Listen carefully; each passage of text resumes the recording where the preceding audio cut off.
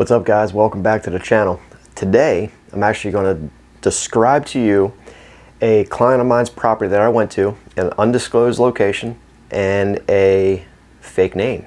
I don't ever give out names or locations of this stuff, and hopefully you guys understand that. But today we're going to go with Joe's property, and this was a very small piece of property. It was 7 acres, and I drew it all out here, and I'll go over this whole thing and try to keep it under 10 minutes here. But it's I want to talk about this because Joe has been a very good client. He reached out to me, I believe it was back in December, right before the new year, and he said, hey, I want you to come to my property.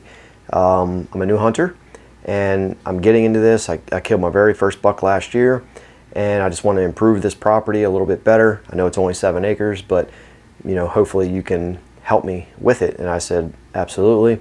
Send me some aerial photos, and he sent it over. We set it up, and I think it was the first weekend of January. I drove up, and it was about a 2-hour drive. Drove to his property, and the very first thing we did, we talked for a few minutes and got ideas on what his goals were and how he wanted to proceed with different techniques. And he showed me what kind of equipment he had. Tractors, he had a disc. Like he was very motivated to get moving with this, and that's the type of people that I want to associate with and clients, because a lot of times it's weird. You write a plan up for somebody, they'll hire you, you write a plan up, and then they don't ever do the work. And I don't understand that. They're paying the money to do the work, and whatever the reason is, but Joe is very motivated, and he's been in touch every step of the way, sending me texts, pictures, asking questions, which is a very good thing, and he's been on top of it. So let's go over it, and this is also going to help to explain to you guys, it's only 7 acres. Like, there's a lot that you could do, and it's all beneficial when you follow the proper steps. And there's different ways that you could design this, and probably there's no right or wrong way to do it. There's a lot of options, but I'm going to go over the key points on what I talked to Joe about. And I drew it out here. I suck at drawing, but pay attention, because I think this will be good for you. All right, so it's 7 acres, okay? His house, it's in a an area where there's a bunch of houses around, but there's also a bunch of open fields, a bunch of agriculture around, which is a good thing for certain reasons. But his house was kind of on the north side of this property, right? So to start out with, okay, the house was in the north. It's 7 acres, and to the east and also to the west was a lot of ag. When I was there in the winter, it looked mostly like corn, that's been cut, but I guess it could rotate. I'm not 100% sure what's in there now, but last year it looked like corn. So on the south there was a little bit of woods, and all through here, and on the north there was, he had his house, and there was a patch of woods, and mainly consisted of pines and some cedars. And over to the east, northeast, there was, on a neighboring property, you could see some oak trees and things, which he had, he's friends with his neighbor there, and we were able to look at, and there were some oaks in there. So his property, it was an open field, should have been an open field, but it was overgrown because it's on a power line. These 2 black lines are a power line that goes through this property, and the power company would come in and they'd cut I think he said every 10 years or so, that is what they told him, and they would come through. When I got there, there was 10, 15 feet tall, just massive, thick, overgrown brush. The deer couldn't really move. I mean, it was so thick, if you can't walk through it, the deer can't walk through it. And that's how thick it was. There were some trails in there that I believe Joe had cleared out just to kind of get to his stands, and I think he had a redneck blind and another tower stand there and a few tree stands set up.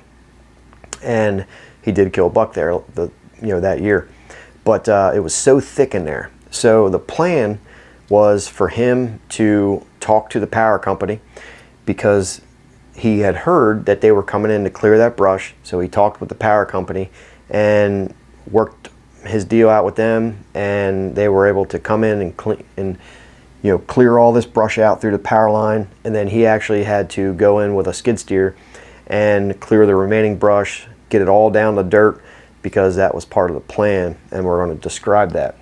So the first part of this property was, number one over here, was access. Joe had to be able to access the south side of his property, the north side, the west side, and he was coming out of his house. The way we designed it is you can walk down on the west side around his property through a neighboring property. He has permission to go through the neighboring property to access the stands in the south here. And we designed this so he could come back here, and we have two stands. We had a tower stand and a regular hang-on stand. The reason for that, he wanted a hang-on stand so he could bow hunt, and then he also wanted a tower stand there as well, so he could get in there with his wife and they can hunt together out of that tower blind. So over here we also have access. He could come out and hunt here, and then there's another tree stand right there. So I think there's 4 stands set up. I think he may have added another one, but that's the 4 stand locations in the south and in the north, and he can use the west side, the neighboring property, to access these stands in the back here. So the stands are in red. The screening part is all this orange stuff. Okay, we designed it. After that overgrown brush was taken care of, we wanted to add this screening in here so we can not only access the stand, which was the first year plan, to be able to access the stand, just add a little bit of cover in there and have the food plots kind of hidden in there, and we can cut some access trails and stuff for the deer to maneuver around. But the first year planning of this was Egyptian wheat. So all this orange that you see here is all Egyptian wheat that he planted that first year. And what we're going to do is the second year, after all this falls down and everything, and then in the winter, he's going to convert all this that was Egyptian wheat, he's going to convert it to switchgrass.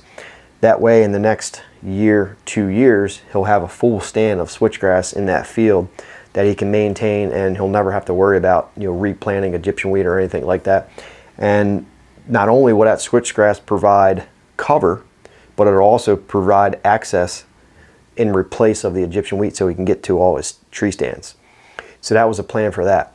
Now these food plots I designed because over here was a bunch of ag, and it was also thick brush and stuff, and they plant different things in there, corn like I said last year. But we left a food trail kind of coming out of that neighboring property. So, and then we left a cutout right here so the deer can come in through this east, come into this food plot. His stands are right here. He can have a perfect bow shot. It's about a half-acre plot, maybe a little smaller, another half-acre plot. So he has 2 tree stands here that we can take action to hunt these food plots. There's another big food plot here, right, which leads through a food plot trail that we created that's going to loop around up toward the north. And it's up here, all this brown is the woods line. It's all woods. This trail is going to border that woods, go back around, and it's going to pass 2 tree stands. It's going to pass one here, and it's going to pass another one over here. And I think he put a water hole here and a water hole here that he wanted to put in. And that trail leads back around to the other food source. So once they come into that property and they get into the cover, the switchgrass and the Egyptian wheat, they can feed in here. They can go through this food plot trail, hug the woods line. There's some acorns they can feed on over here, and then come in here to get some greens. And it's a good setup, and I'm excited for Joe to hunt this property. And with this, these stands down here, you can hunt with a north wind. Up here, you can hunt with a south. We can access through the west to come back into here. And once this is in, all this cover here is in switchgrass, he'll never have to worry about it again, planting Egyptian wheat. That was just the first year. The first year planting, it wasn't the optimal setup to plant switchgrass, because the power company still had to come in there and cut all this brush and he didn't have enough time to get this switchgrass in, so I just suggested to use the Egyptian wheat.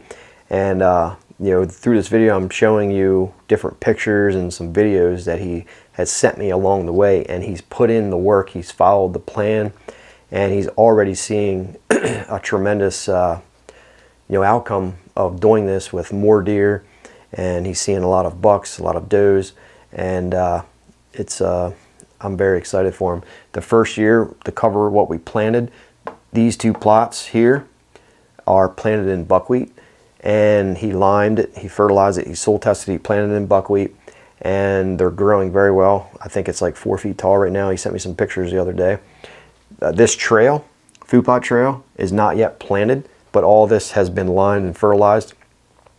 Come here in the next few weeks, he's going to plant, he's going to take all this buckwheat, he's going to disc all this back into the ground to help improve that soil and give it some green manure to be able to hold some moisture content and fertilizer and things like that. And once all this is tilled under, then he's going to incorporate this food plot trail, and he's going to plant this entire thing in winter wheat for that first year of planting. And you know, this is kind of up north a little bit from me, so it gets pretty cold up there. So winter wheat's going to be a great option for that. It's going to provide food the entire hunting season, and in the spring it's going to be that very first thing that greens up to feed the deer an extra 4, 5, 6 weeks before spring green up. And it's very beneficial to have that happen, to where you can, you know, have that you know, food source for as many months out of the year. And then once all this grows back up in the spring with winter wheat, you know, it's 3, 4 feet tall, then we can work on to the next plan, and he can get his switchgrass, you know, frost seeded and taken care of, and hopefully have a good stand of that. And that's the plan, guys. But food, cover, access to your tree stands, it can all be done. Even on 7 acres, you just have to have a plan. And you know, Joe's excited about this. I'm excited for him. Joe has actually become a friend, good friend, and we've been, you know, talking back and forth, and we're going to do some hunting together this year on public land for Sika hunting down the eastern shore of Maryland. If you guys have never heard about Sika deer, it's pretty cool. We're going to be doing that here, scouting and getting set up here in the next month or so. So any questions about this, guys, post them down below. Hopefully you understand it. There's a lot you can do on 5 acres, 10 acres, 20 acres. Doesn't really matter. You just have to have a plan, focus, think about your access, you know, be able to hunt your property, think about what's limited, think about the neighboring properties, what they have, what they don't have, what your property has, and what it doesn't have. And any questions, let me know. Give the video a thumbs up, and I'll see you guys on the next video.